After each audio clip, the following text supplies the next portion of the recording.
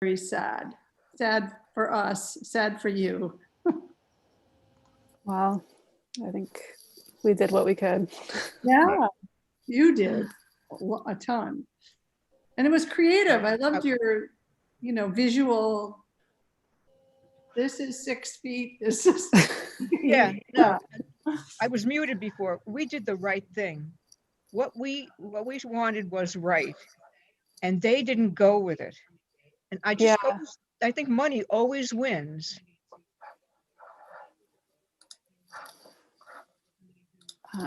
Sorry, I'm like juggling, trying to get people in and getting the live stream up.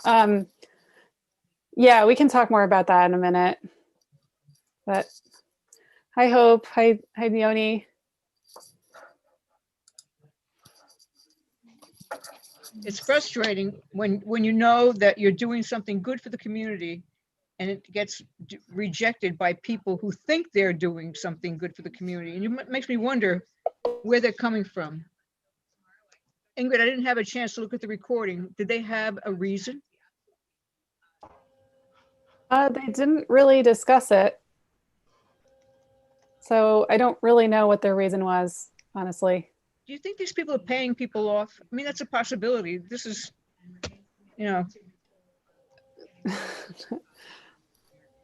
Let's call the meeting to order. I think we have a quorum now. So this is the January 20th, 2021 EnCB meeting. Thanks to all of you for joining us. I know we might get a few more coming in. All right. I'm looking for a volunteer to help take minutes tonight, if possible. I know Hope is pretty busy right now with college applications and probably use a hand. This is the first day of the semester, and I'm teaching 2 courses online, so I'm on 2 computers right now.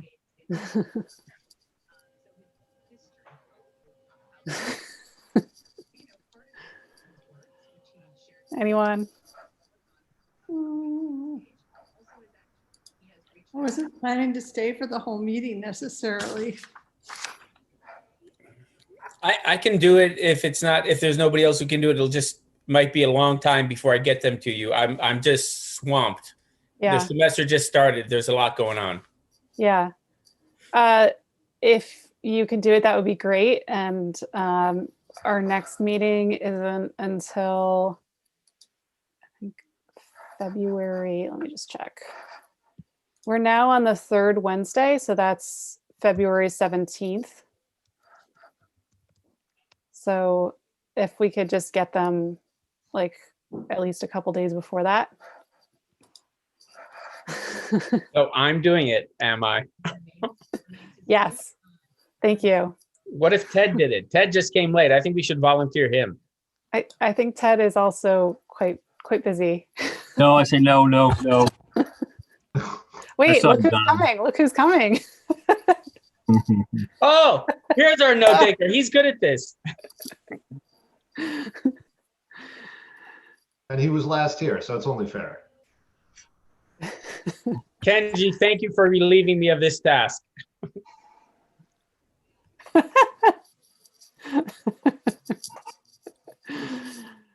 All right, seriously, we need a volunteer for to serve as secretary today. Okay. Kenji, thank you so much. That's very generous of you. Okay, we don't yet have the minutes from December 16th, so I'm gonna put those on hold until February. So next, public comments. I don't see anyone here for public comment. You know what? Excuse me, I just need to grab this. All right, so let's move along. Since Riley is with us here specifically to present on her work so far on the wetlands brochure, I think I'm going to suggest we move that up before planning board business so that she doesn't have to sit through all of our other discussion. Riley, let me see. I don't know if you want to share your screen. I can set it up so you can share right now if you'd like. Okay, I'm going to be honest, I've never shared my screen on Zoom, so. There's a green button at the bottom with a little Uh-huh. arrow to share screen, and then you can either share the whole window or you can select an application, like if you're sharing Word, Oh, okay, I see. Let's see. if you have the file open. Ingrid, if you don't mind, can I introduce Riley real quick? Yeah, that would be great. Thanks, Ted. The Village of New Paltz has a standing advertisement for engineering or environmental type interns. Riley responded to that, and the mayor asked the Environmental Policy Board to consider bringing her on as an environmental intern for this spring semester. Riley's got a very good background and is now a student at SUNY New Paltz. In fact, they moved in last week, or this week, I'm sorry. And so she's already off to a good start doing some outreach, education, and learning along the way. One of the things that we asked her to do was work on the brochures for wetland recycling, solid waste, other topics. And so what she has this evening is the start of her work in the category of a wetlands brochure for the town, covering the town wetland rules, regulations, laws, and is quite topical. So with that, I want to first say thank you to Riley for her work so far. Introduce her to the town's Environmental Conservation Board. I'm not sure if she or even us understand all the nuances between the village and the town, but she's off to a good start with it. So thank you all. Thank you. Okay. I am having some trouble with my computer right now with sharing. So right now I will speak, I guess, a little briefly about it before I spend too much time. And is it a security settings thing on your Mac? Yeah. I had to deal with that recently. Yeah, it's like not even. So you have to go into the system preferences under. Yeah. I'll work on getting it here, then I can share it.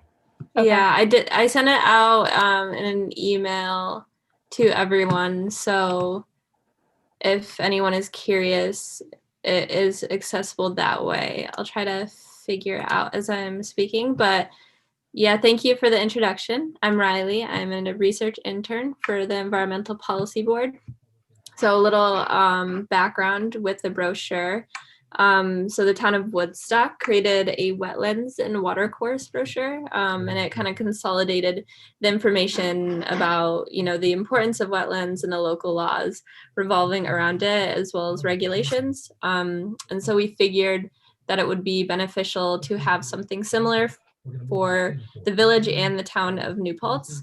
And so not something super long, something concise, but it would provide, that's it. It would provide the general information and be able to point people in the right direction if they do need to look further into anything. So for this one, I drew information from the town of New Paltz Wetlands and Watercourse Protection Law, as well as the Special Use Permits Law.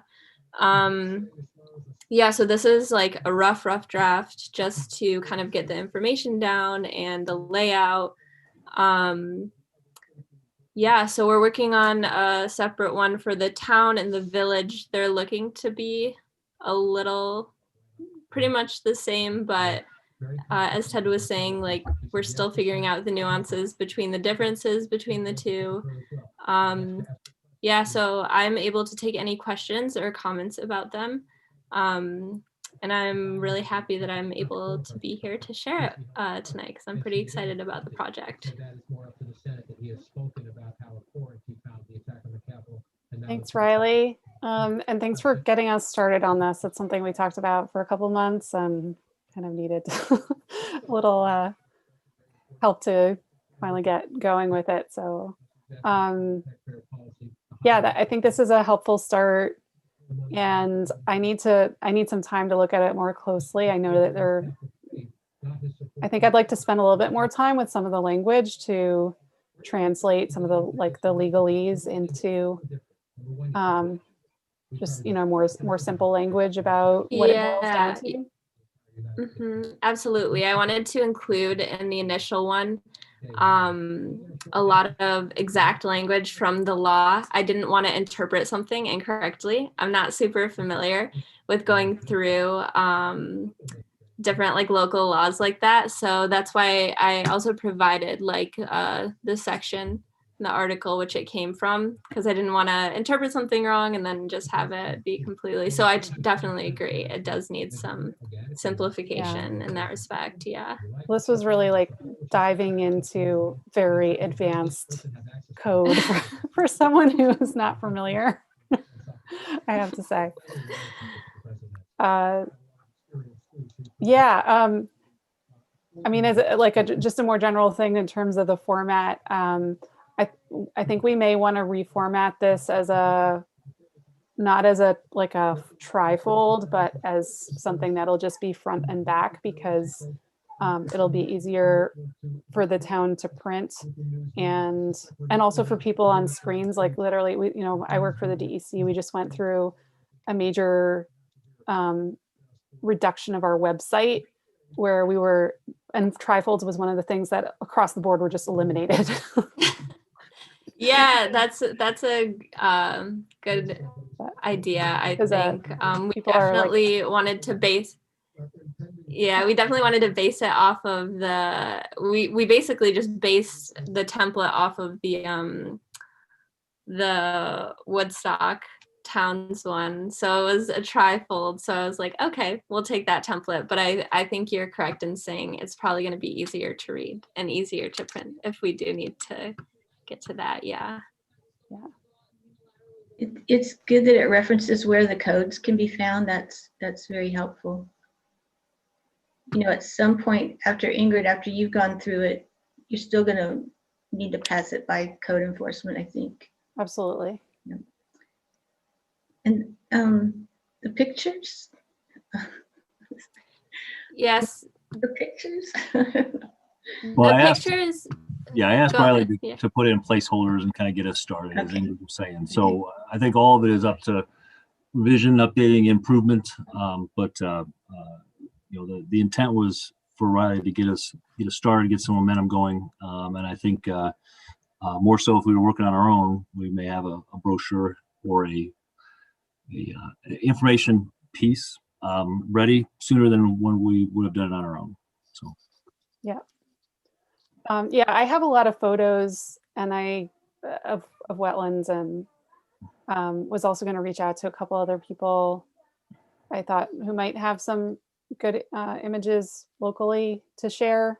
But certainly any of you as well, if you have nice photos you think might be relevant for this.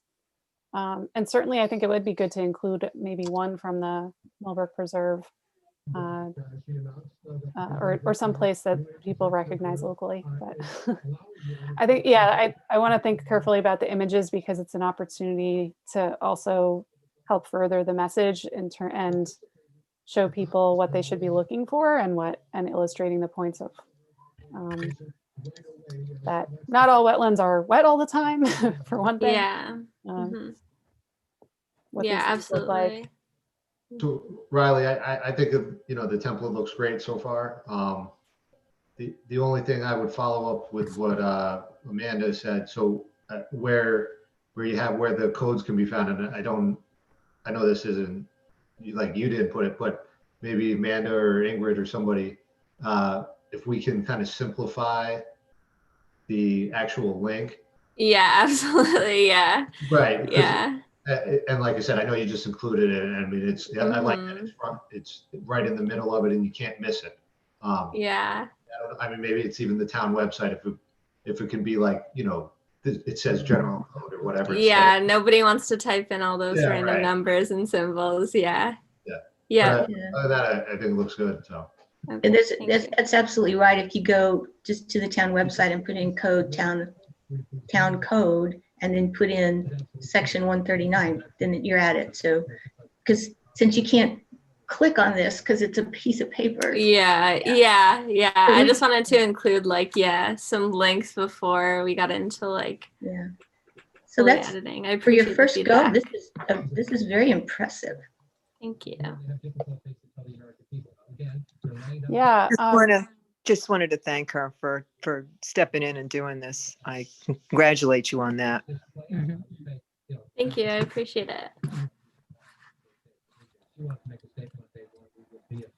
You guys saw the email thread. If there's any other comments or anything you want to get to her, feel free to, you've got the email addresses in there, or send it to me, I'll get it to her. But Riley will be continuing for at least the next 6 or so weeks as part of the internship program. And if we're lucky enough, she might want to stick around in the environmental area as a career. So. Awesome. Yeah, thanks a lot, Riley. I'll follow up with you after this. But yeah, I think I might take a next stab at kind of some revision of the language, and we can keep you in the loop as we're working on it, and see there might be some other. I think this is a really great start and provides us some good material to begin with. Yeah, absolutely. Let me know if you want me to do anything directly with it. Just send me an email. Okay. Because Ingrid, how long has EnCB been talking about doing this? Oh, I can't remember when I brought it up first. I mean, I thought about it for a while, but I think we started discussing it back in September, maybe. Right. So this is like great. Yeah. It's only gone from talk to do. So terrific. Yeah, and I know the wetlands the building inspector rather, and planning board seem to be very enthusiastic about having this. All right. Thank you. You're welcome to stick around if you're interested in our meeting, but Thank you so much for having me. thank you. Okay. And thanks, Ted. Yep. Great. Okay, so next up, let's go back to the planning board. I mean, and the first item there is actually the ZBA appeal that I wanted to review. So as I said on the email, they voted 3-1 to uphold the building inspector's determination. Perhaps you read her clarification. So I think, I mean, I'm actually a little bit confused about the way they stated their resolution, whether their resolution upholds her original interpretation or her clarification, which she stated was the same as the original, but isn't really. So it's a little unclear to me. I think the bottom line is, though, even though they did not side with our appeal, that ultimately the decision about the siting of this trail will still lie in the planning board's hands. And when and if this project returns to the planning board. And I think that could be a while because the applicant has threatened to sue the town to overturn the gateway zoning. And I think I think they may be moving forward with that. And if that's the case, then it could take a long time for that to work its way itself out. And we'll see what happens. And so it's kind of to be continued for now. Any questions about that? Or anything? Anyone want to add anything? My internet and phone bill, it just doesn't add up. Yeah, it's very disappointing. When I read the letter, I wasn't sure what it meant. The clarification letter in particular, it was the wording was unclear, and it wasn't clear if she was supportive of the EnCB position or not. So I'm not sure what the Zoning Board of Appeals is going to be doing with this, and I'm curious what next steps. Are we just going to sit and wait now? Is there anything that we should be doing to prepare? I think there's nothing to be done until Trans Hudson returns to the planning board with a site plan. I read the clarification letter 4 times. I think. And I was just like, I struggled to understand how that was clarifying anything. Yeah, I think on the one hand, we've gathered a lot of information to bolster our argument for whenever this does come back before the planning board. And on the other hand, I think that the building inspector's letter may further confuse the matter. So I really don't know what to say. But I was on the new part of the Empire State Trail in Kingston at Quarry Waters and the Hutton Brickyard this weekend, which my husband was involved in designing the route of that trail through the new Scenic Hudson property there, and along with one of his colleagues who's a landscape architect. And we were just remarking how the clearing for that trail is 30 feet wide. Like when you go on that trail, like that's a great visualization of what a 30-foot wide area is. And so I think it is really hard to conceive how there will be vegetation in this buffer at all. But again, we won't really know what they're proposing until they come back with a full site plan. So That's why and I thought it's going to be a while. your idea of presenting with pictures and literally a tape measure showing people a visual, it was effective for me. Thank you. Thanks. That's what makes me think there's another layer here that we don't know about. Are they talking to the planning board behind our backs? I don't want to suspect any any bad intent here. I think that the ZBA, I think they take their job very seriously, and they didn't agree with us, or 3 of them didn't agree with us. So And then basically from the emails, they need the second floor, right? Because that's what the gateway planning and they, or Kathy Zelantis, right? The attorneys, she's the one threatening to sue now over that designation. Because the things we talked about with whether the basement could be considered a floor, all that stuff, the planning board said no, right? The planning board actually they town board did. approved it. Yeah, the town board then reversed that decision Right. and denied both of the waivers in December. Right, that it has to conform to the gateway zoning. Yes. And that's where we are now, because they're not happy with that. Aside from they can do the Empire State Trail, but they can't do the other stuff they want. So that's where we're at, right? Well, so what's happened so far is that there were 2 design standards that they wanted waived, which the planning board voted to approve the waivers, but not unanimously. So it went to the town board. The town board denied the waivers. Right. Those are waivers. The second floor is both in the waiver, in the design standards, and it's in the bulk and area requirements. That would go to the ZBA for an area variance. So the design standard is what would a 2-story building look like, which it seems strange to me to waive it when we didn't know if it was going to be 2 stories or not.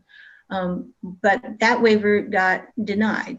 So, but whether they would then go for an area variance on the second floor, it's not known. Right. Okay. Yeah, it's very complicated. Yeah. So to be continued. I'm sure we'll probably hear soon whether there is a lawsuit or not. But courts are kind of shut down or not really moving right now because of COVID. So if there is a lawsuit, I guess it might be a while to work itself out. Although it was interesting that the applicant showed up at the ZBA meeting. That was kind of interesting. Yeah. So. Yeah, he took kind of personal issue with me as well. Anyway, let's move on to the wetland law discussion. So on December 17th, we had a small meeting. Ted and I participated, the building inspector, Neil and David Brownstein and our wetlands inspector, Mark Carabetta, and Jane Schonberg from the planning board. And we were meeting primarily to try to answer some questions about enforcement of the wetland law in relation to the sporting clays violation, which if you recall, that site plan application was withdrawn back in September. And there's kind of been no movement on dealing with that violation. And there was some uncertainty about who needed to be doing something and whose responsibility it was. So we met with Stacy. She went over kind of the basic enforcement process, which I think is useful for you all to understand. So when a potential violation is reported to the building department, which anyone from the public can do, sometimes we refer things to them that we notice or that other people refer to us. Someone from the building department goes out to investigate the reported violation. If there's an issue like evident right away, they'll issue a stop work order, and then on the site, like there'll be a stop work order, and then they're issued what she called an order to remedy, which is also the same as a compliance order under the code.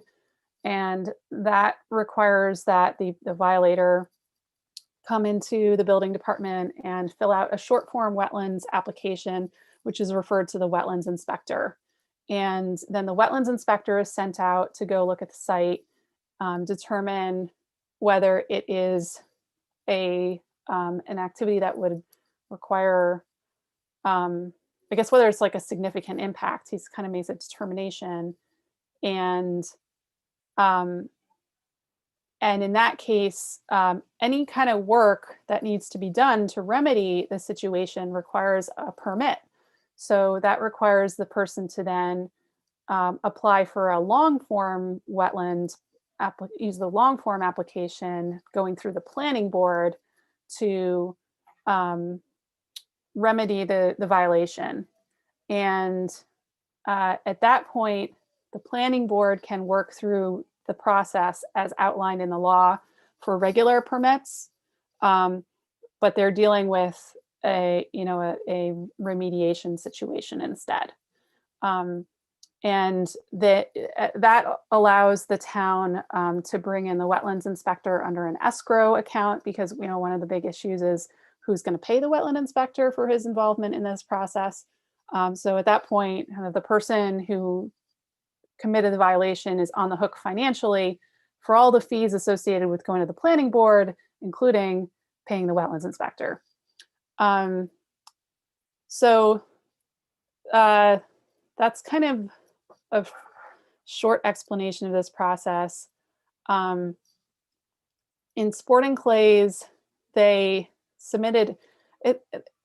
There was some uncertainty, and I wanted to ask you, Amanda, to follow up on this, whether they ever submitted a long form wetlands application, because Jane Schonberg could not locate it. I didn't locate it in my files. So it appears that they may have submitted a site plan application when they should have also been submitting the wetland application when they came before the planning board 2 years ago. I think that's true, because at that point they acted as if they were unaware there'd been a violation. And we were, it was all like discovered that what they were doing was, so yeah, I don't believe they ever submitted any. I don't think they did.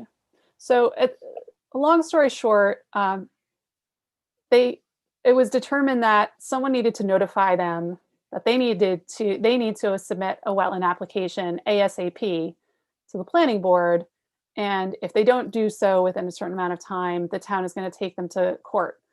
Now, of course, the court's closed right now, but it probably is in their interest to do, to get back to the planning board. And it seemed like they were legitimately confused about what they should be doing, because they may have gotten a wrong message from the prior planning board secretary before she left. So they're being given a chance to resubmit or submit a application to the planning board to deal with the violation. So we can anticipate seeing that again sometime soon. So they need, it sounds to me like code enforcement needs to notify them that the violation has been determined to be significant and they need to do this. That seems to be once.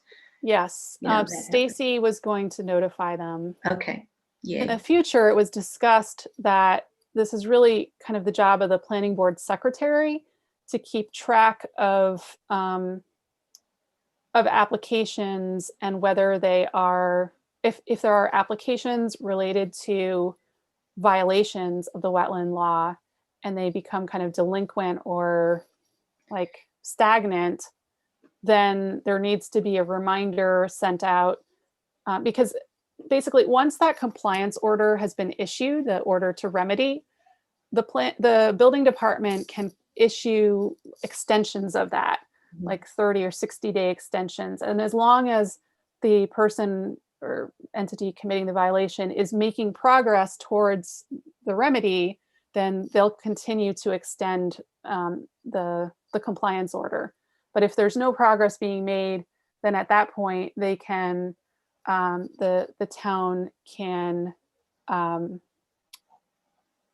issue an appearance ticket to court. Now there were questions about like the whole section of the law dealing with penalties because there are quite stiff penalties associated with this law. yes. And as Stacy explained, unfortunately, the way things work, the town itself cannot issue a fine. Right. Ultimately, the process for fining someone over these violations has to go through a judge. Right. And it's up to the judge to determine what the ultimate fine is. So the town can, our code can say it's going to be $1,000 a day, starting from whenever this violation was issued over 2 years ago. Right. But it's going to be up to whoever the judge is in the case to actually settle on what the fine is, what amount is considered reasonable. So just to get to your point about the planning board's involvement, if we're actively reviewing an application and this has been raised, then yes, I think we would continue to, remind them or ask what the status is, because we don't want to hear an application that's got a violation going on. But once they withdraw the application or don't come back to us, then it's not really a planning board issue anymore, especially if they withdraw the application. We no longer have anything to do with it then. I mean, it's not an application to the planning board. That's all we do is review site plan and subdivision applications and special use permits. We can't do this enforcing role, No, the planning board can be reminding people of the issue with this, the extension of the compliance order. And I mean, it sounded like from Stacy, depending on how the letters are written, she can warn people, like, if you're not making progress, we're going to issue an appearance ticket. Yeah. And the planning board can follow up on that. But ultimately, it's the building department's job to issue that, not the planning board. That's why they're called code enforcement. Yes. Right. Yeah. Okay. So yeah, I wouldn't expect that our secretary would track that, but this is again, okay, one of the things we, as part of our annual report to the town board about how things work and don't work. So yeah. Yes. So I wanted to follow up on we talked a little bit about the annual report, and I suggested that the annual report should include some more detail about violations in order to be able to track the progress in remedying those violations. Because it's not enough just to say there were 4 violations this year. We need to know what the addresses are of those violations and where they are in this process, right? That seems to be the only mechanism for getting it before the town board, because, unless the code enforcement makes their own annual report about different things, how many code enforcement actions did they take and what were they? I don't think they do. So that would be one way to do that. And part of our report is to report on how the law is being implemented and administered. So not the enforcement of the law, not the enforcement of the violation, the code, but the enforcement of the working of this part of the law. So that's our job to report on that. So Yeah. if I quit getting, sorry, but pissed off at people, and I'll do it this year, but sometimes Well, I get I wanted to ask, I mean, I think it's important. I think we should be doing it. It should be done for 2020. There wasn't a report done. And, it's not, that report isn't due to us. No. But so I don't really know what our role is in, requesting that report be completed. But it's in the code that we're the planning board is required to do an annual report to the town board. I don't know why I'm the only one that ever pays any attention to that part of the code. It doesn't seem to be on our list. Like our secretary doesn't remind us. No one says, hey, it's November. Are you starting to draft the report? It's always like, yeah. So I don't know. Well, I don't know. Yeah, I know that job has fallen in your lap, Amanda. Well, and I mean, I don't mind writing the report, but I just think it's like, well, why does everyone just expect, oh, Amanda will do it, like Kenji will do the minutes, it's not that. Yeah. So. Where did all y'all's beards go? Everybody's beards are gone. I just realized that. Okay. 2021. New year. You noticed, Amanda, it's gone. Yeah, Janelle's beard is gone.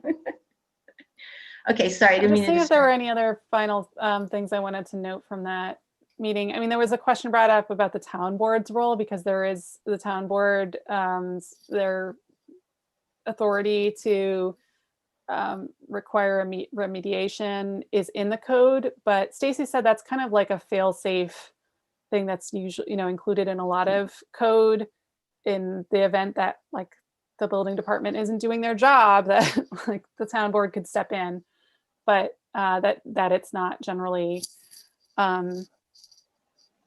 implemented. The other thing she noted, I think that was important, is just, the idea that they're trying to get people to comply, that generally, taking people to court generally doesn't end up in a good situation. And so they will do whatever possible to try to get people to comply through this process. Was there still some question on this particular one about whether they were going to try to go take a remediation plan to the Corps and have the Corps say it was okay and say, well, yeah, the conclusion was it doesn't really matter what the Corps says, because we have our own law, and they have to satisfy our town law, right? Yeah. Okay. All right. But Stacy did note that there is a way that they could buy their way out of it through the conservation plan or fee in lieu of permit denial. But again, that would have to be up to the planning board to accept that. Yeah. Okay, I remember that. And I think, you know what, we've never done one of these, so it's going to be really to me, this is kind of analogous to Rose Lane, where the guy did something and now after the fact, we're going to give him a permit to do it if he fixes everything. It's kind of like that, I think, is what's supposed to happen. It is. So, but the planning board, hopefully now the planning board knows that the fact that the application's been withdrawn is irrelevant. There's a violation that has to be dealt with, and this is the process. So hopefully that hasn't been discussed at a planning board meeting. So I don't know if the planning board is aware of that, or if they're going to hear that interpretation. I don't know. Yeah. I don't know. I haven't talked to anybody to see if what you're saying lines up. They would, they also heard that, their, perspective was the same. Yeah. Yes, the last question, I asked whether there were other violations that needed to be dealt with. And there is a kind of a violation on Elliott's Lane that the building department is aware of. There's already been one violation noted there. There's another violation that hasn't been assessed yet, potential violation. And so I want to follow up on that. I also want to follow up. I think that there's some confusion about other violations that were reported by, and written up in memos by the wetlands inspector. Because, for example, like you cited in the report that you did for 2019, that there were several violations. Well, whatever happened to those? They didn't go before the planning board. So we didn't cover that in this meeting. And I think that's a lingering question. And, you know, what happens to those? Like, I guess maybe those didn't meet some threshold of, like, maybe the wetlands inspector didn't specifically say they need to go to the planning board. Like, so I think there's a question. I want to follow up with him to understand his take on it. Because part of the meeting was really to help clarify for him as well what's going on. Right. Well, and the other part of it is, so there's this kind of this no man's land on this whole thing where a violation gets reported, code enforcement goes out, says, yeah, that's a violation. Now they contact the wetlands inspector to go determine the level of significance and whether a permit's required. Before that's happening, there's no escrow or anything. So there's this gray area about who's paying the wetland inspector for that activity. Clearly the planning board doesn't want to pay for that. I don't know if the town is, you know, like, I don't know how all these things work, but I think that was part of one of the reasons why the planning board took the position of stop, we're not doing any more on this, do not do it on our behalf. Because at that point it hadn't gone through, the process wasn't clear, but it hadn't gone through the steps to say, the wetland inspector says it's this significant, it goes back, then I guess code enforcement says, okay, we're referring to the planning board based on this. You know, so those steps didn't seem to, that, you know, there seemed to be some not clear understanding and communication. But until an escrow gets caught up, and I don't know if an escrow can cover back, you know, back expenses or not. I don't think it can. So yeah, that's a problem because everybody's budgets are worried this year and nobody wants to spend money that, you know, they can avoid spending, but this is our town business. So people have to, they're going to have to go to the planning board and set up an escrow account. It does kind of beg the question of like, well, if there are smaller violations that don't require, like, I can see, for example, there's some situations where maybe the wetlands inspector saw, you know, somebody was sort of pushing fill into a wetland buffer area on their property. They got a stop order remedy, but they're not being told they have to remove the fill.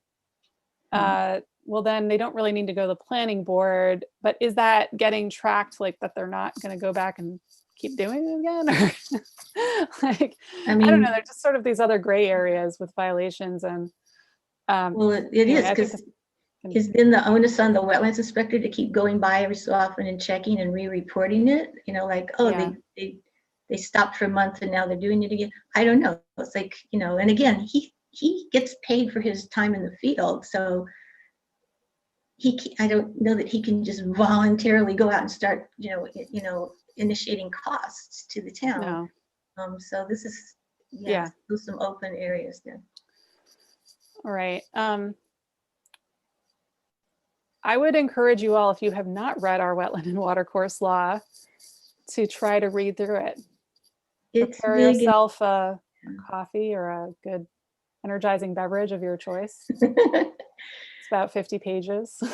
It has, however, been cited as an example of a very strong wetlands law. It's been brought up in training courses and conferences and stuff, so it is a good one. It's used as an example or a model. It tries to cover a lot of stuff, so it does take a couple of readings to kind of grasp it all. But but it's definitely a very powerful law. So okay, I looked at the schedule, the planning board agenda for next week, and there's nothing on there that that's been referred to us. So I don't think we need anyone for next week, but we do need volunteers for February 8th and 22nd.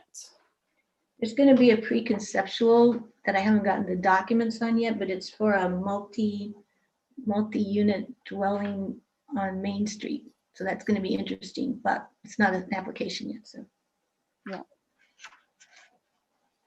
So we're talking the 8th and the 22nd of February. Yeah. Homeland Towers will be back in February. they definitely will be back in February with their next round of the environmental impact statement. Where on Main Street is the multi-use dwelling? I had the address, hang on and I'll let you know those. Sorry about that. Anyone available for February 8th or 22nd?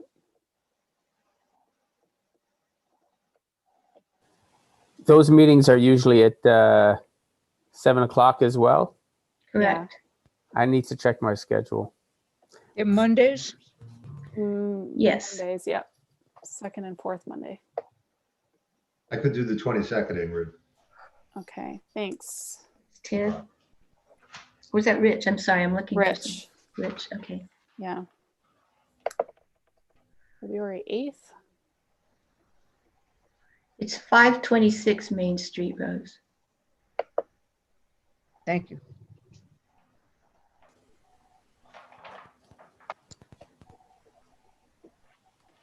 Yoni? Thank you. For the 8th?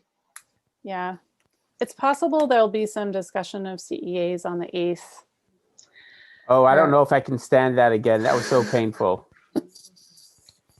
They did That's up say- next. Just can you send me just a quick note for the 8th so that I remember to stick it in my calendar. Yeah, I'll do that. Thank you so much. Sure. And also just to point out that we have an opening now for a primary member of the planning board effective the end of this month.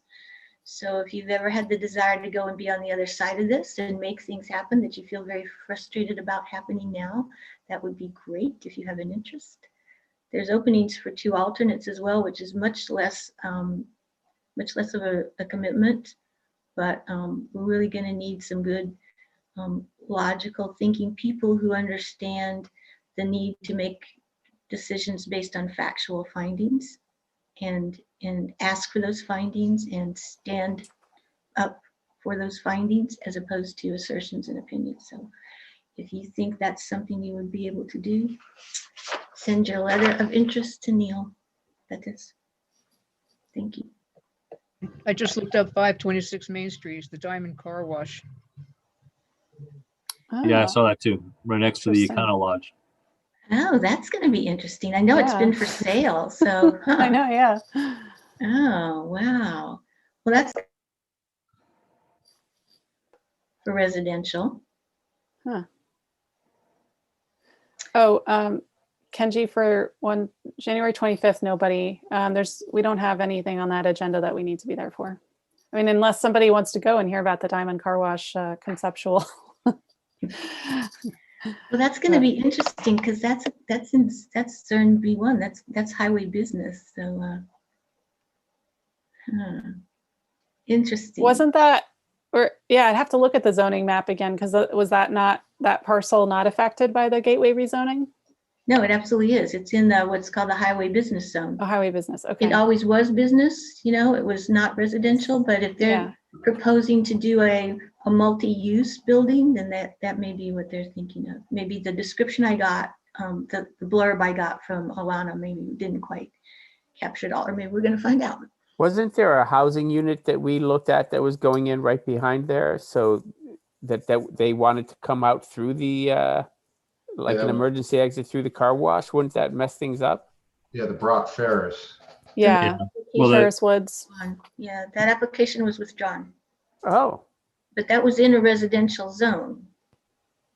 Actually, it was part residential and part B2 business. It was a mixed. They crossed over some zone lines there, but yeah, they needed another access road, and the car wash declined the honor. Okay. Well, thank you guys for volunteering. I'll send out a reminder about that. All right, next up, critical environmental areas. So we were back before the planning board on January 11th, and I gave a presentation. I was Honestly, I think I got confused because there were, I was sending some messages with Michael Dupre, and then I think David Brownstein might have sent me a message, and I got confused.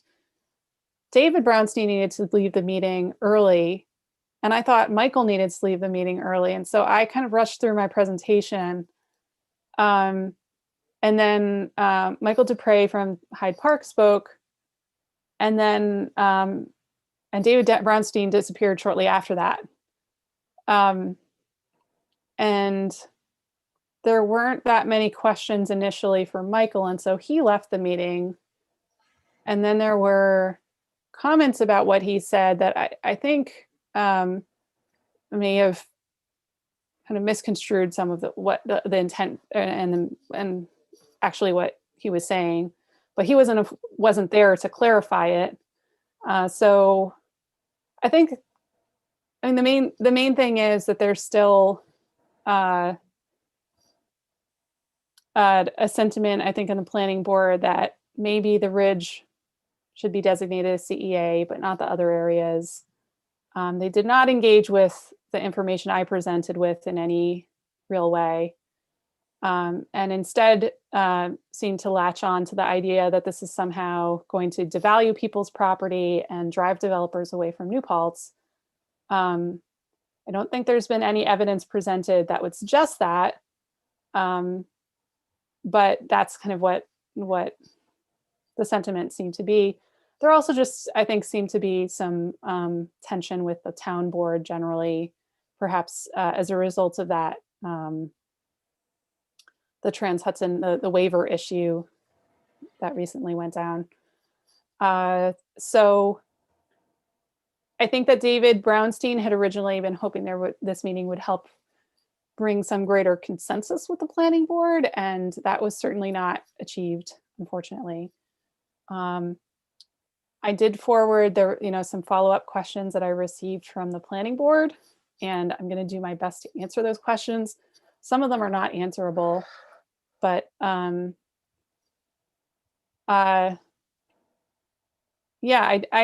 I'm a little bit at a loss. I think that the town board wants to move forward with something. David Brownstein would like the planning board to have another opportunity to respond. So I'm going to try to answer those questions by next week so that they have that information before the January 25th meeting. Oh, wait, yeah, January 25th is Monday. So yeah, I got to do that pretty fast. It's not on our agenda to discuss this. So if they were to do it, it would be an off agenda topic. I don't know. I just saw it, Adele just sent this to you fairly recently. So you could ask her if the intention is to discuss it Monday or if it's to come up at early February instead. Yeah, I think February 8th is more realistic. So if they're going to discuss it at all, I don't know what they're going to decide to do. Well, she was supposed to contact Michael Dupre herself with some questions she had and some that other board members had. So I don't know if she's able to do that or not. So I assume she would want that information plus whatever she sent to you, and have it all together for discussion with the rest of the planning board. So I haven't seen any of that being provided to us yet for Monday. It's kind of I don't think I agree, it's probably not going to be ready for Monday. So but yeah, I'm guessing it's gonna, maybe the planning board would discuss it on February 8th, and maybe they would submit something in writing to the town board after that, which would bring it back to the town board at the earliest by their second meeting in February. right. So yeah, I don't know what they'll want to do. In terms of like just what needs to happen for the designation to be approved, if the town board wants to move forward with one or more of these designations. There was a lot of confusion caused by what I included as conservation principles in the descriptions of the areas. And so I want to go back and revise the descriptions to take those out and just stick to the description of the natural resources in each of the areas. because they were interpreted as if like those would be requirements or standards for anything to happen in those areas. And that's not how CEAs work. So that needs to be revised. And then according to the regulations, there needs to be public notice that includes a detailed description of the boundaries of these areas. I don't know if they did that the first time they issued the public notice for the public hearing. So we have to pay attention and make sure if this is going back to the town boards for a vote, that they're issuing the proper public notice. There needs to be another public hearing, and then they could take a vote. They have to do seeker as well. So their attorney needs to be brought in to prepare seeker documents, and then they can vote. It doesn't have. They don't have to adopt a law. It can be a resolution. So I'm surprised they have to do seeker for a resolution. Because it's a land use policy, I think they are required to do seeker. And in any event, it's a question for their attorney to make sure that they're doing whatever they need to do. Yeah. For this not to be challenged. So there's still like some stuff that needs to happen if they're going to move forward with it one way or another. Yeah. And do you think they're clear that they need all these steps? They're aware of that, or do they? I have stated that to them. Okay. So as far as the previous public hearing, there should be, the notice should be in the records somewhere. You know, it's either on the website or either the clerk or clerk should have it. So yeah, I can ask the clerk about that. Yeah.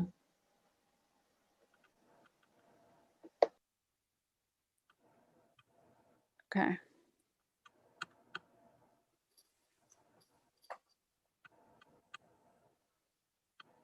Yeah. Any other questions or comments?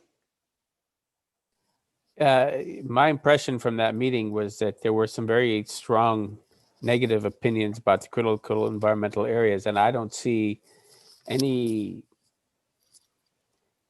movement.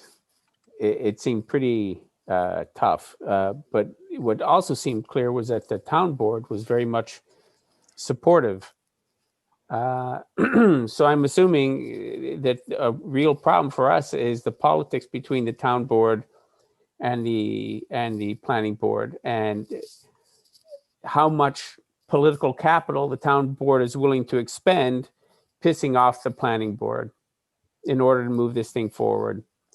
So there seemed like 2 or 3 people on the planning board that weren't going to shift, irrespective of what you do or say, or whatever Dupree said. That was my impression. I could be wrong. So then, you know, I don't think you should give up on presenting to the planning board. You know, good faith presentations are necessary, but I think the real effort might need to be with the town board. Well, fortunately, that real effort took place, and that was very, you know, was really when Ingrid was there and had Michael Dupree there, and it really changed their minds about what they'd thought before. And so I think they'd hoped that same kind of response would happen with the planning board.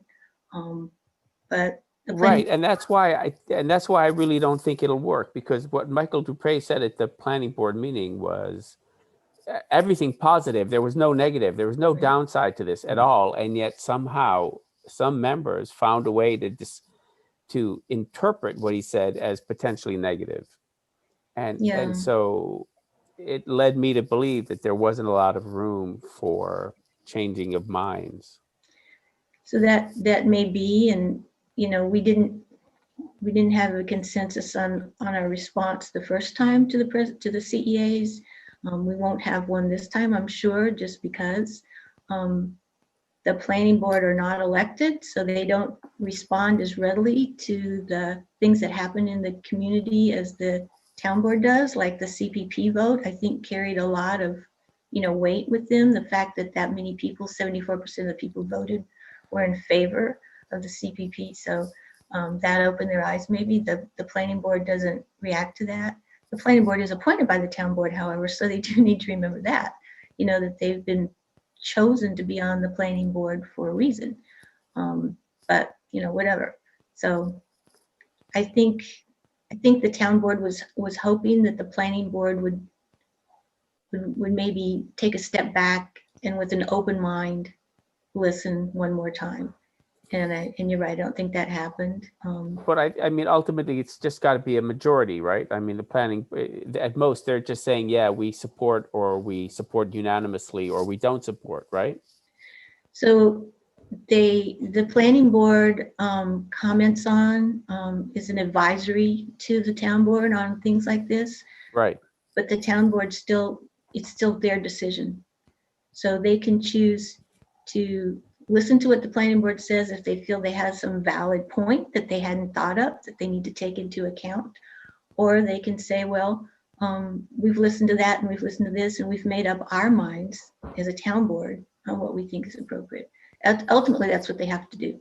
That's what they will do, is they will vote on it and decide what they choose to do. They haven't done that yet. And,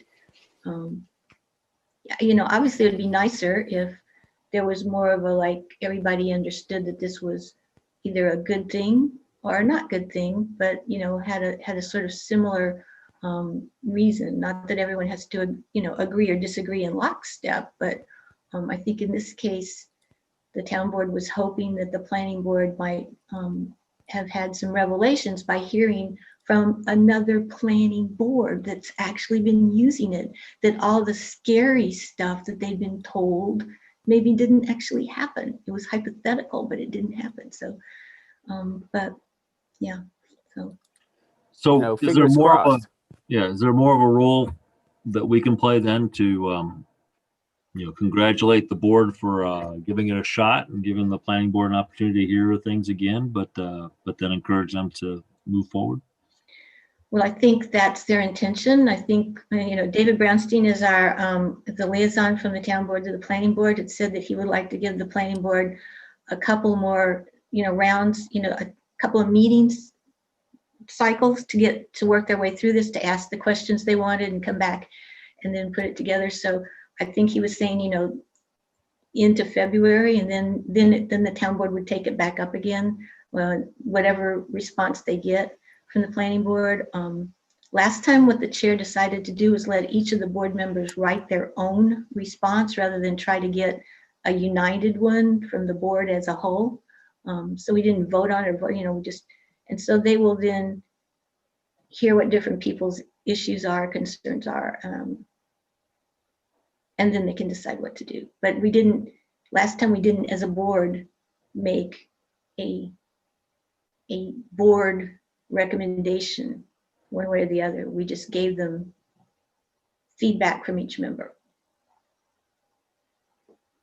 for whatever that was worth. Yeah. I don't know. It was kind of strange, but yeah.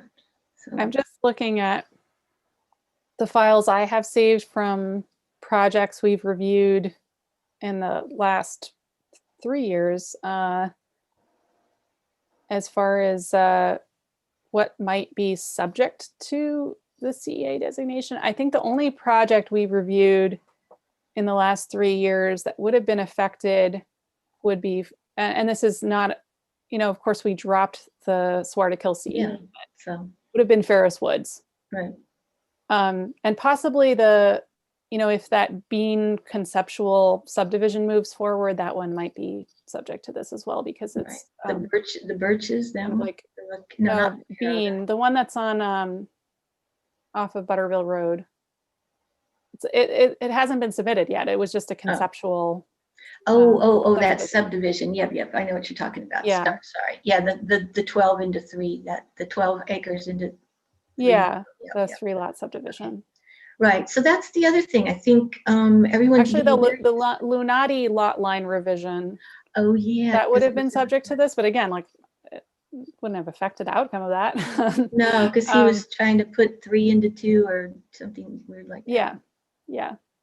That's, I think, the other thing that, you know, that people are getting all excited about this. And yeah, like the likelihood of it coming into play, and I think Ingrid, you said this, but it just kind of whooshed by people because they were being excited, was that this only applies, I mean, it's been said many, many times, it only applies to something that requires seeker, and that's certain, sizes, Yeah. certain, So again, the projects that require seeker are subdivisions, which include lot line revisions in New Paltz, and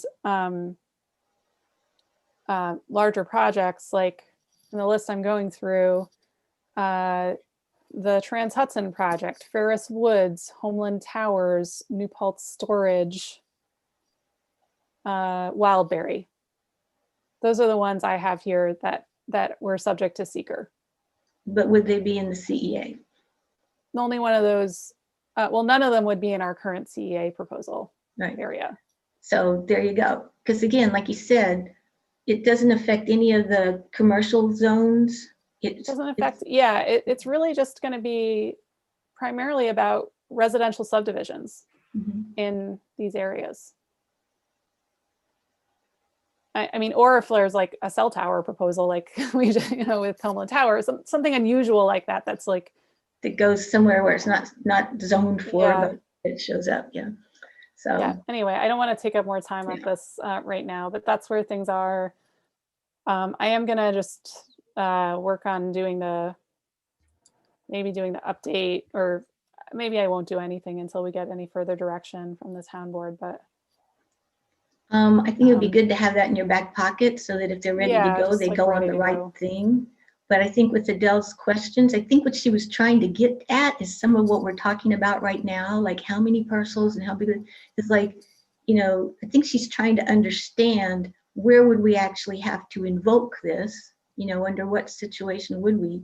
And yes, I think that might be helpful. The parcels have to be big enough to be subdivided and or to warrant multifamily, units more than 3 or whatever it is. So, yeah.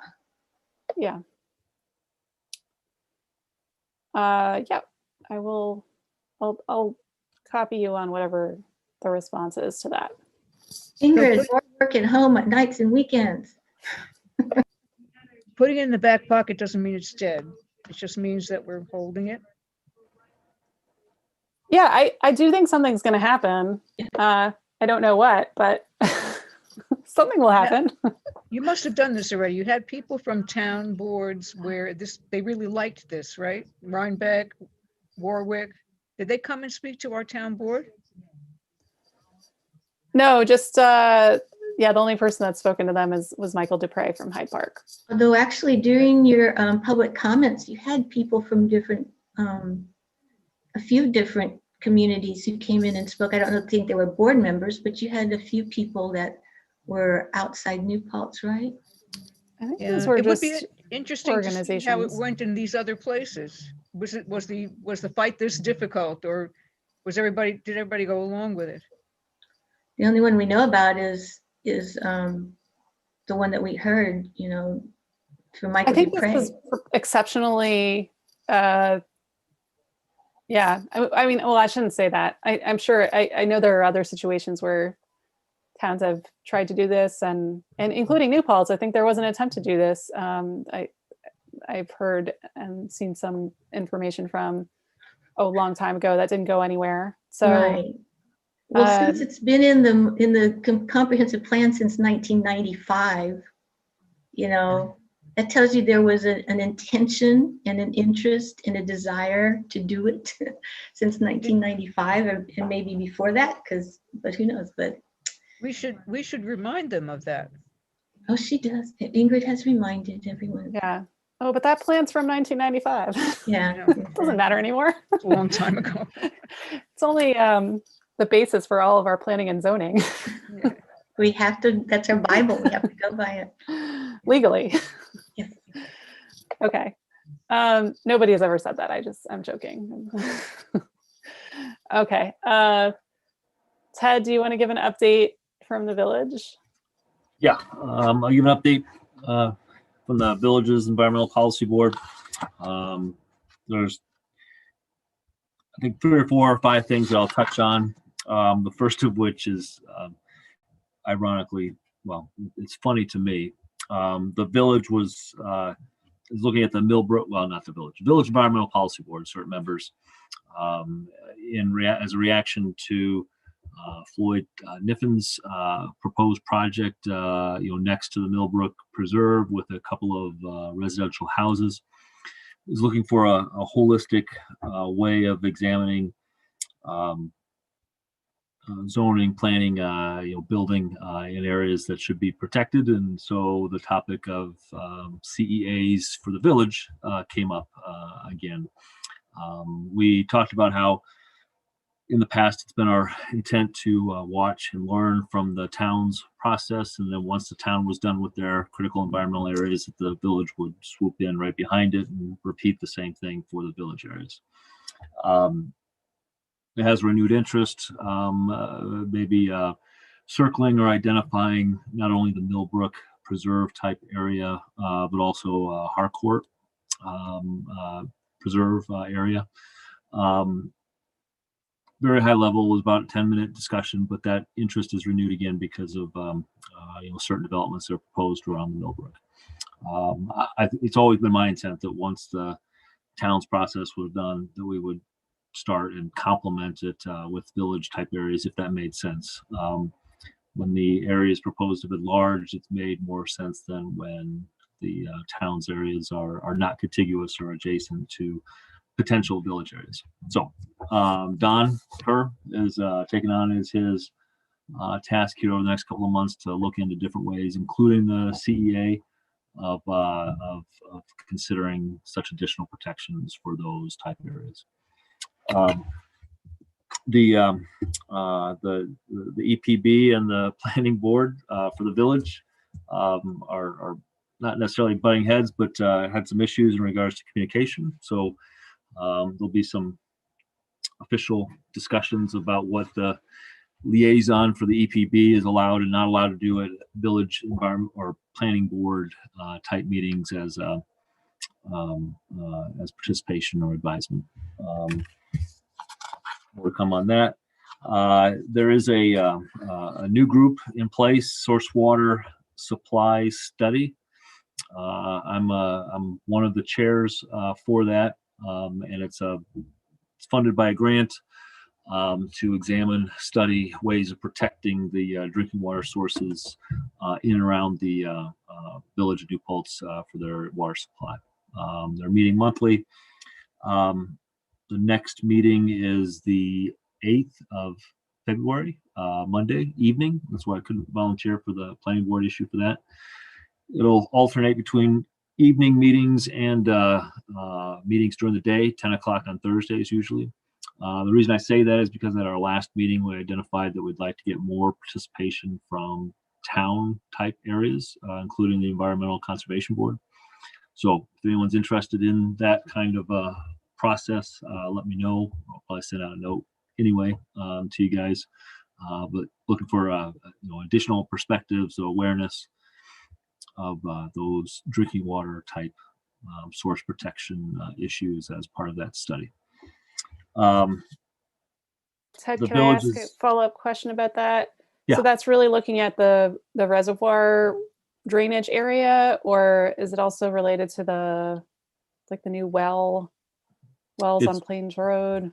Well, not necessarily. Well, not Plains Road, but source water as a category that would include surface water or groundwater, and within that specifically the reservoir drainage areas, and then Moriello Pool. There's wells that are coming online or are being investigated, and I think there's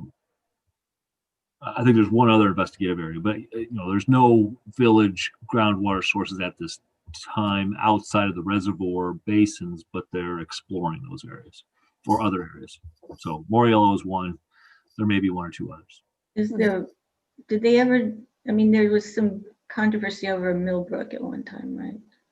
Yeah, and that's not currently being pursued that I'm aware of. Also, Floyd's land next to the Millbrook Preserve. There's a couple of test wells there.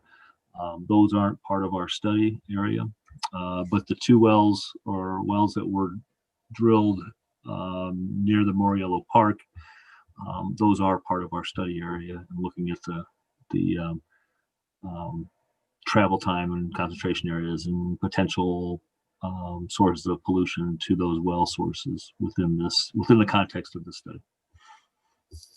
Naive question perhaps, but do you also need to look at the potential for the sewage treatment plant to be flooded by, will that be impactful on these wells that you're studying?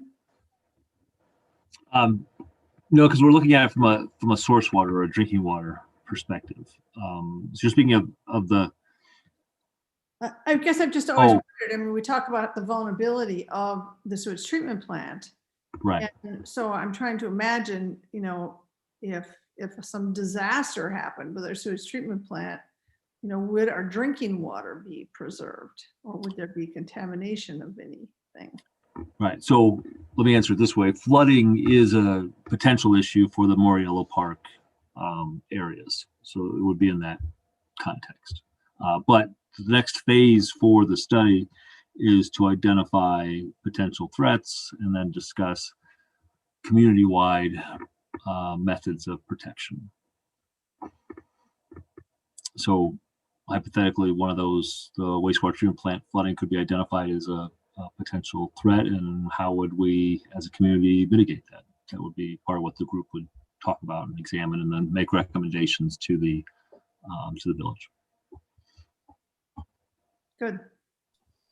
When are you looking to identify volunteers by, or is that? Well, it's been going on for a couple of months now. But it's just been our last meeting where we looked around and said, hey, we should reach out for town input also. So I would say, in the next couple of weeks, we'll continue a kind of a targeted effort to have a couple of representatives from the town that would be interested. Okay. Ted, does your group have access to that report that was done, the flood mapping that was done for us by the? Well, that study? Yeah. Yeah, I mean, I'm aware of it.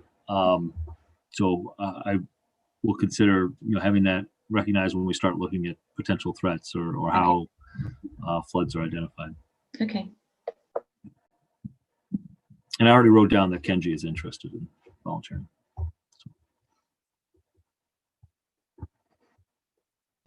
Was this prompted by the what happened last spring? Not necessarily. It was, I wasn't involved in it, but it was some type of grant program that the village, I don't think actively asked for it. It was, they knew the village was active, interested. And so they were looking for communities that they could try this out at. Yeah, I think it's a new initiative between DEC and Department of Health, where they're rolling out this new source water protection planning framework. Yeah. The DWSP2, is that right? Yeah. Yeah. Finally learned it. Yeah, it's a horrible acronym, but anyway. Yeah, I've been hearing a little bit about it through work. Yeah. They funded a facilitator and then also an administrator. So there's a staff of 2 that's been accompanying the planning meetings, and it also hires out a planner. And for those that know Russell with Chazen, he's either a volunteer or a paid resource to contribute to the meetings also. So That's awesome. It's a pretty good brain trust. Yeah, he knows groundwater and aquifers and stuff, so that's cool.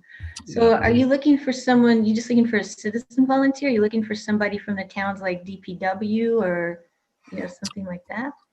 I think either would be fine. I mean, it hasn't been too closely defined yet, other than we should reach out to town resources, see if there's town interest, because the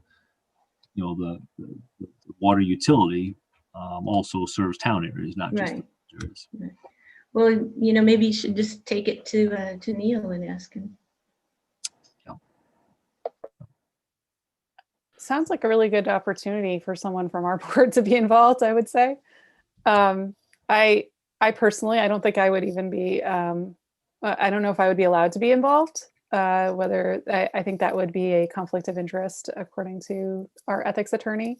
So I'm not going to volunteer. Just went through ethics review again. I have a long list of things I'm not allowed to do. I'll send more information to this group, as an opportunity to get involved. Yeah, somebody from CWASP, Clean Water, Open Space might have an interest, or someone that's involved with the CPP might have had an interest. So there could be a lot of potential sources there. Yeah. I agree. Sorry, one more time for the minutes. The name of it's the Source Water Committee, or what's it called? I have, let's see, source of raw water supply study.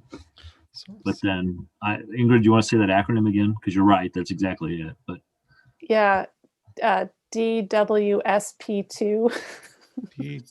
Drinking water source protection. I don't know what the 2 is for. Our program P2. program. That's right. Yeah. Okay. What she said. Oh, so it's Drinking Water Source Protection Program? Yeah. Yeah. It's really great the town or the village is participating, because I think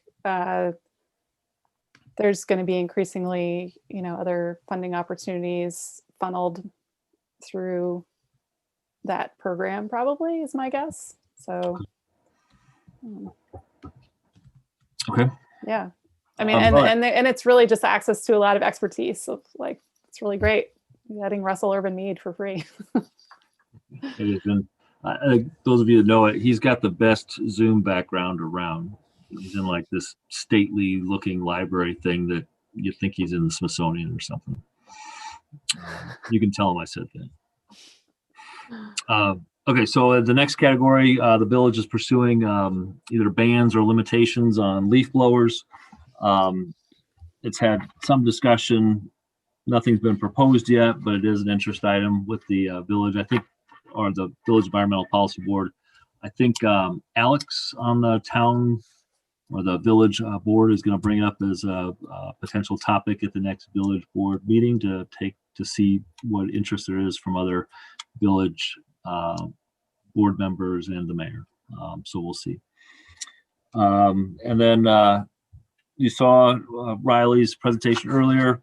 One of the other main topics she's working on is a number of content type material for recycling through the county waste hauler program. What up to date do's and don'ts for recycling, and as a residential homeowner, letter to the editor, brochure, Facebook kind of postings here in the first quarter of 2021.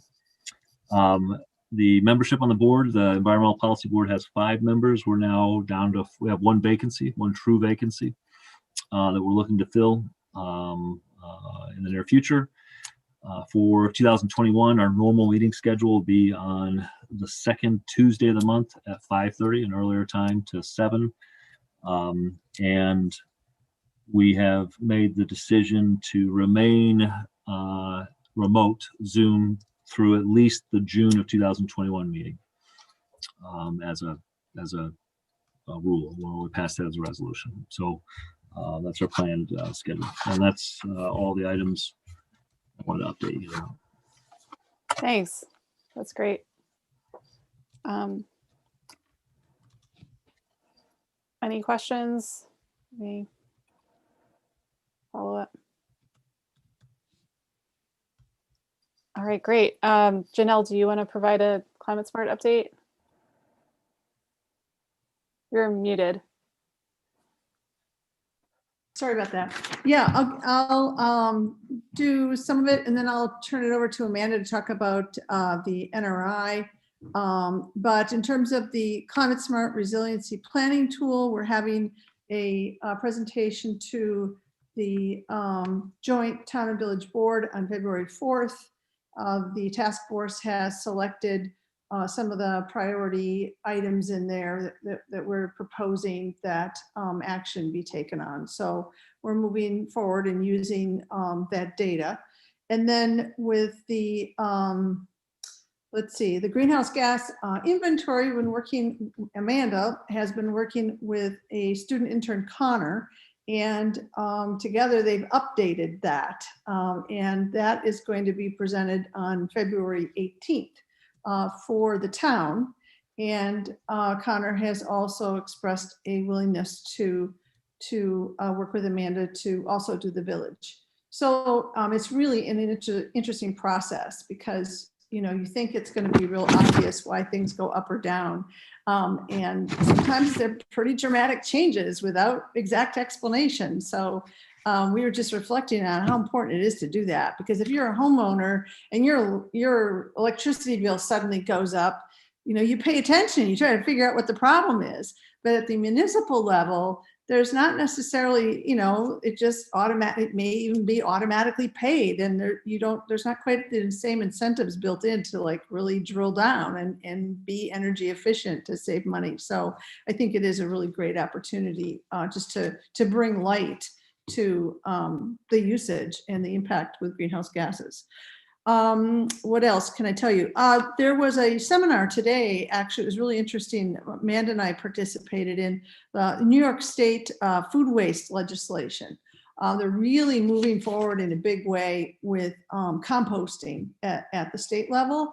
And I think there's a lot of opportunities to expand what we're doing here in New Paltz. I know that Joanna Dempsey is working, you know, with the trying to get composting at the community center, and likewise the EPB is working on that at the village level, but those are relatively smaller projects. It would be great to see the whole, you know, municipality really taking it on in a bigger way. So more on that later. The next Climate Smart meetup, we're continuing to have the monthly, is February 2nd. And starts at 6:30, and our topic is regenerative agriculture and carbon farming, and we'll be having a panel presentation. And then our book club also continues monthly, and the next book club is February 16th. And the book that we just read was actually a really cool collection of essays, All We Save, and it was all women writers and poets, and a really deep conversation came out of that last night, actually. And we decided we're going to read, the next book is Braiding Sweetgrass by Robin Wall Kimmerer. And with that, I think I'll turn it over to Amanda to talk about the NRI. Okay. So before I do, though, just to follow back up on the webinar we're on today. So this New York State law about food waste, reduction of food waste, is actually going to apply to things like grocery stores and restaurants. It's not meant to deal with residential use, but also with schools, universities, anything that there's certain levels that they produce per week that would be required to find a way to compost this. So I think that's something it's going through. It wouldn't come into effect until next year. So there's going to be some public hearings. It's going through the whole process of being, you know, a law that's going to be put into effect in a year's time. So with different hearings and different public education, but it may be something that our town and village boards would look I don't know, maybe look to these groups, you know, the environmental groups, just what you might be able to add to that. But certainly they're going to have to, you know, it's going to affect grocery stores and restaurants and schools. So there's going to have to be a need for some place to put this kind of composting on a pretty, you know, good size scale, not something that just fits in your backyard. So it's going to be interesting. Where we are with the NRI is, you guys did such a tremendous job. I just did the fourth quarter of last year's reports, and I thank you so much for all of the volunteer hours that you put on this project, because we were able to meet our match requirement, because we had some pretty hefty hours invoices from the consultants. As you can imagine, they did so much work on the maps. now they're spending their time on the report and they're asking a lot of questions, and Ingrid's gotten some of them like, what, is it the Kalina kill or is it the Humpo kill? I don't know. And why is the Wallkill River? Because isn't that saying the Wall River? And it's what? Stop. You know, we don't speak Dutch here. I don't know. But anyway, they're still working on that. But they will be coming back to us with what should be really the final maps, and hopefully a much more refined draft based on, you know, if they give us a draft like that, yeah, they're going to get 500 comments, and guess what? They did. So they better paying attention to all of them. So I'm expecting we're going to get that draft maybe towards the end of February, because our goal was to have a presentation to the boards in March. So when that comes, again, we're going to ask you guys to help us out with reviewing it. Again, they're going to give us, you know, we have to match some well, probably undoubtedly some hefty invoices. Last quarter's was over $8,000 invoiced by the consultant. So I think we might see something like that again. Anyway, but we're getting close to winding this one up, because once we have the version that goes to the town board, it's pretty final, unless the town board has some really you know, amazing thoughts or inputs of something they want changed. And at that point, then it's, you know, to get it out to the public in some way with public engagement, community engagement, but also for the town and village boards to adopt it, which means a resolution adopting it. Ingrid, is this gonna require seeker for an NRI? No, okay, yay, good, because seekers cost them money. They have to have attorneys and stuff, so, okay, great. But that's a requirement for, from Climate Smart, you know, points wise, is that we do it and it's adopted.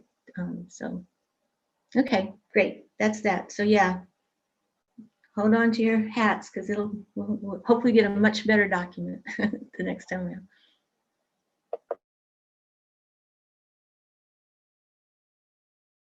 Thanks, Amanda and Janelle.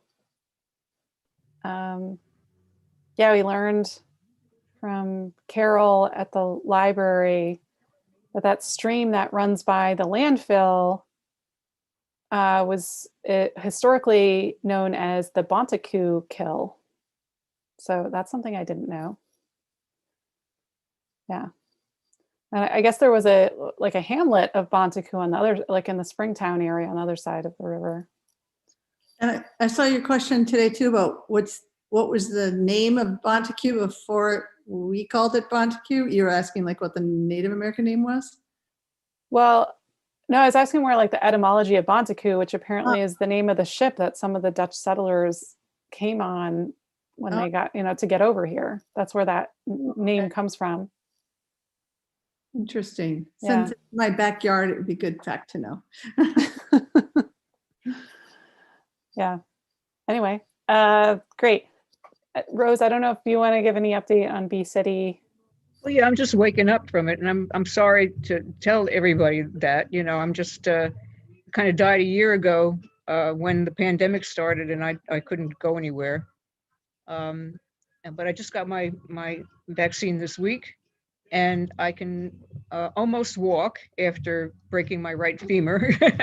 So I'm getting excited. There are two projects in town that will be in the Bee City application, and that is the one at the Village Hall, and the other one is the one at the community center, where there will be pollinator gardens. I'm contacting the people involved in that and seeing if I can form a committee, because right now it's just been Rachel and me.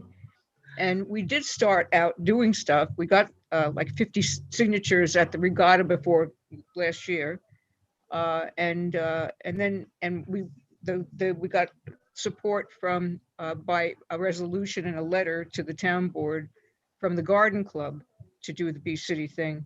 So I'm trying to start to form coalitions of groups, and I've talked to Janelle about also, you know, partnering with Climate Smart and using some of their projects as Bee City projects as well. So if we integrate all these things, then maybe we can get the town board to pass the resolution that is required to become a Bee City. And I think it doesn't take as much as that, although I think here it does. And we're trying to do it with the town and the village together as one entity, like the Tree City thing, which was 22 years ago. And I was here then, but I don't remember it happening. So it's a similar thing. You know, it's an honorarium and a commitment that is loose and not binding per se, but it is kind of an honor. And the college is a bee campus. And all they did was stop mowing a couple of areas and make signs saying this is a pollinator garden when it's not, you know, it isn't, it's just not mowed. So that's all they basically did. And then they do educational stuff, which we will do. So I'm on the advisory board. I'm a member of the Ulster County Beekeepers Association, and we're starting to do educational Zoom things now, which we never did before. So that's going to be coming up as well. And I do have to say that we're having a horrific die-off of our bees this year. It's January, and many of us have lost all of our bees. And we're not sure why. There's something that is always has been traditionally called colony collapse. But what we're finding is absconding. We go out to our hives and we find that the bees have gone somewhere. And we don't know why, because they had plenty of honey. The honey is their winter food, and we feed them anyhow. We give them patties and everything, but they're absconding. So there's something going wrong with them. I really do think that the bees are like the canary in the coal mine. They're sensitive enough and small enough that they have to be the first to tell us, hey, there's something wrong here. So I really want to work hard on this, because I'm probably going to lose all my bees this year too. I have 5 hives. Becomes expensive. You know, to buy a nuke is like $300, and then you have to have the equipment to put it in. So I'd like to see if I could get Hope and some of the young people involved, because I know they did the pollinator through PIG, through participation in governance. They did that pollinator mural. So I'm going to try to talk to their teacher and see if we can get a group at the high school to get involved in this as well, because I'm sure that they are interested. We've been at climate protests with the band, where that's where I first saw Hope. And certainly the younger generation is very worried about what we're doing to the climate. And that's part of it. And it's why the commitment to Bee City is one piece of saying, we care about this and we're going to do something about it.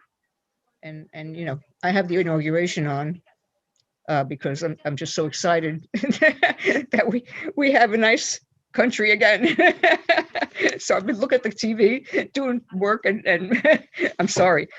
So I can't volunteer on Monday nights for anything, because I have 2 boards on Monday nights. I have 2 boards on Wednesday nights, and I'm just doing too much. So I'm sorry. But we're going to get this together. We're going to get this together. And Ariana will make me do it.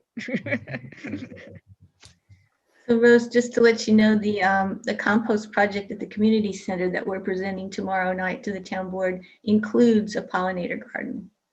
Yes, and I'd like to see if they'd like some hives there too of honeybees. If that would be part of what that plan is. When we met about, and I couldn't go because I was crippled at the time, but when we met about the Village Hall project, it was like a little disorganized. There was like a big group of people in the parking lot, and you know, so that's this project with the compost bin sounds more organized, and so I'd like to see if we could get some honeybee stuff going, just because they are the primary pollinators of our food. There are lots of pollinators that are out there doing all sorts of stuff, but we actually use honeybees to pollinate food that will disappear off our shelves, and many tree nuts will be so rare. You know, you'll pay $1,000 for a pound because of the climate change. California lost millions of hives of bees in the wildfires. So it's all adding up. Hmm.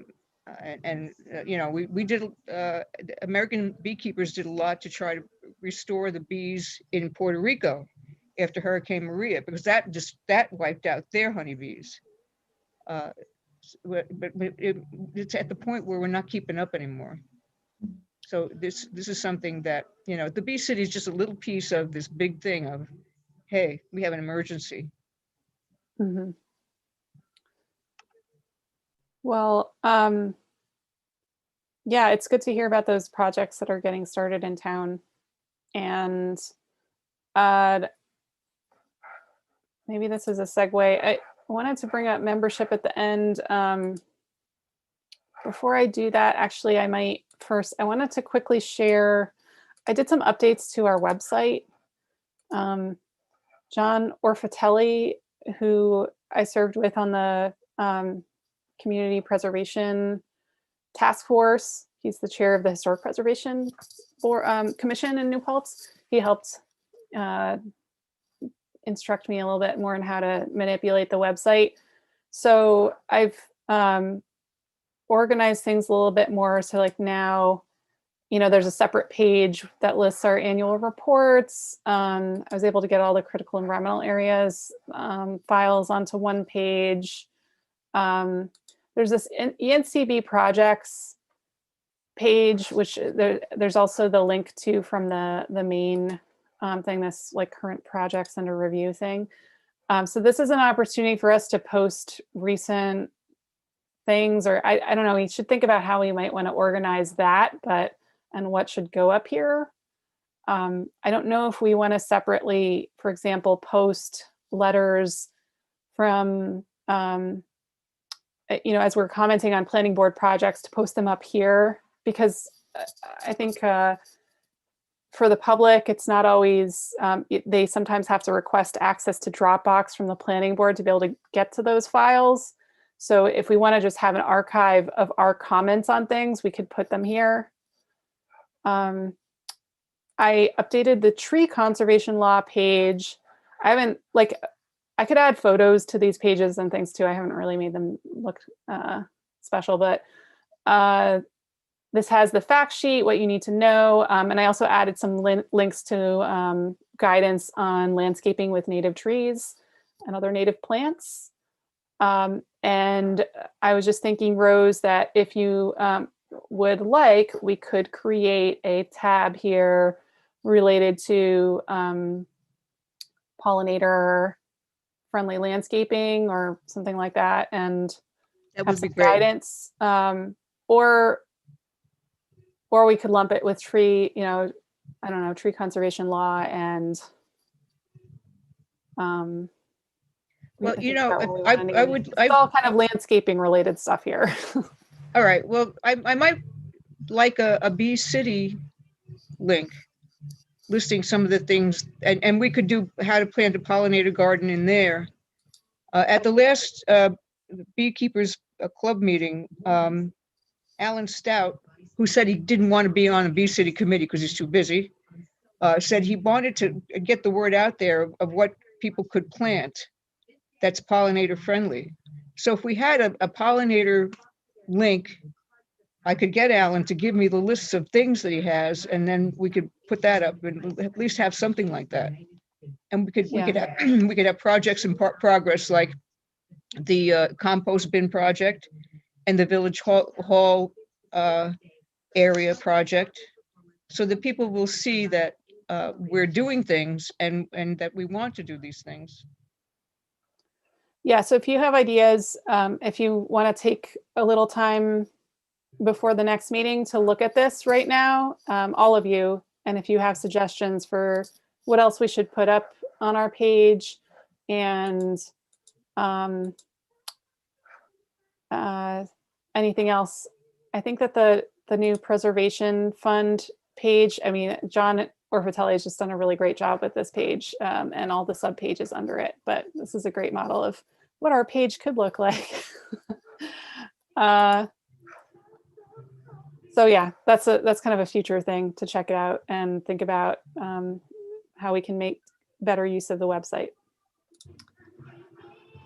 Yeah, I wonder if John would be willing to train me on how to do this. I feel guilty that our Climate Smart is completely inadequate on the website, you know.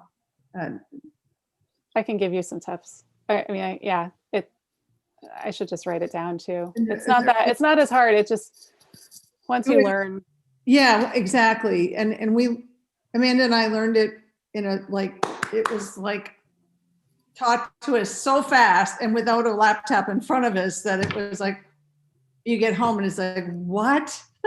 Yeah. No, thank you for what you're doing for the EnCB website. And it inspires me that, oh my God, we've got some catch up to do with the Climate Smart section. Thank you.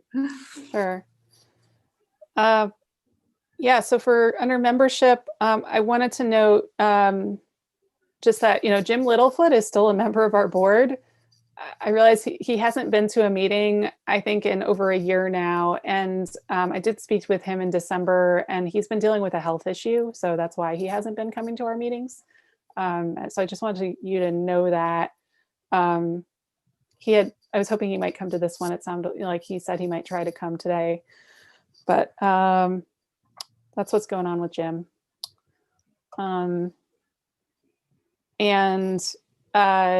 So as far as this year, Rich has kind of generously offered to help step up as chair once his work settles down a little bit. So I think that's fabulous. I'd like to help out however I can through that, but we should kind of figure out how to move forward with that. Rich, I don't know if you want to say anything. And I'm not really sure. No pressure. Yeah. Technically under the law, it's like the board is supposed to select a chair. So I don't know if maybe next month we should take a vote to support Rich as becoming our new chair. But that's maybe a technicality. Yeah, if anybody wants to vote, that's great. I think we just buy you a crown. Yes, we'll pass it around. Don't worry. I was thinking a parade across America. I mean, that's been kind of cool today. Mm-hmm, mm-hmm. During this pandemic, the number of families who go hungry. Yeah. So yeah, I'll be in touch, Rich. We'll talk about that. Yeah, Ingrid's going to show me the ropes next, probably at some point in February and then March. Probably be, like officially start facilitating meetings and doing that stuff when I get some time. But yeah, so Thank you. thank you. Thank you. Yeah.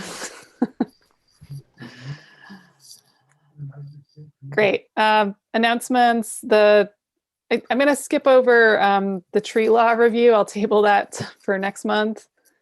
And there's a webinar that I'm helping to lead next week about natural resource inventories. We're going to be highlighting some projects that were completed, including the city of Poughkeepsie, where they adopted a local law that requires use of the NRI. So that might be particularly of interest to you, Janelle and Amanda. And I don't know, any other announcements? One other question, sorry, getting back to our group is, I asked this question last year, but I want to ask it again. Should we stick with 7:30 as a start time, or would you prefer for us to change it to 7 o'clock? I think 7 o'clock would be better. Especially I since don't know. I mean, I'm not. In the summertime, I really prefer 7:30, but I'm only a liaison, so I'm not a voting member. Just my thought. Yeah, I'm a 7:30 voter if we're doing that. Okay, it's not a big deal. Yeah, it really doesn't matter either way, but 7:30 is probably for me, anyways. All right. Well, keep in mind, if you have to start meeting in person again, it's a lot different because people have to come, travel time and all that. Whereas here you can just come straight from the dinner table to the Zoom and I just move from one end of the table to the other. Yeah.